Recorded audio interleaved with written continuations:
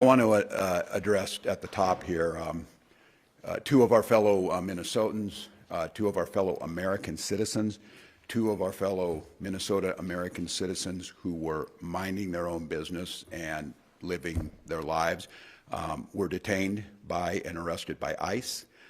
These chaotic operations are doing nothing to make us safer. These chaotic operations are not done in any coordination with law enforcement in the middle of a blizzard.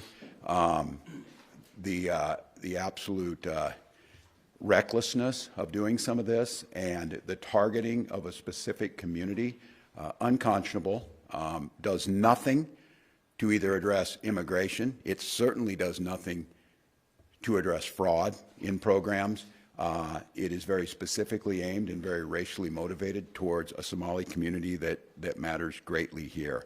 I know there was a hearing yesterday to get some answers on this. The DHS secretary left, no reason, stood up and left that hearing. I have not received a response to my letters asking about explanations on what's happening.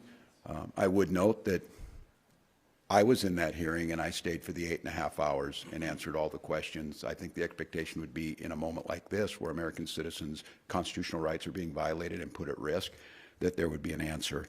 And also in the midst of this, I think it's really important.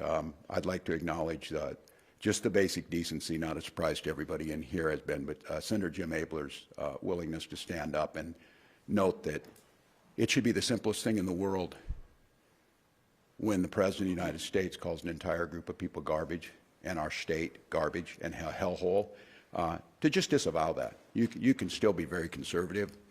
You can still call yourself a Republican. But I think if you want to call yourself a Minnesotan and you want to call yourself a decent human being, you follow Jim Abler's role here. He and I have battled on many issues. We disagree on a lot of policy issues. But I know over the years that he stands up for what's right. So I thank him, and I think for fellow Minnesotans to know in this moment, there's going to be a temptation as this happens and this recklessness happens.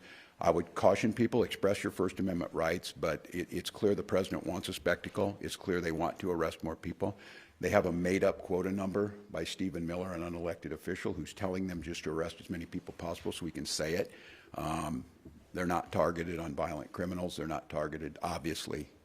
They took American citizens. They deported a U.S. combat veteran who served this nation in uniform and deported him to South Korea, a country he has not been in since he was 8 years old. So I want to address it at the top of the hour.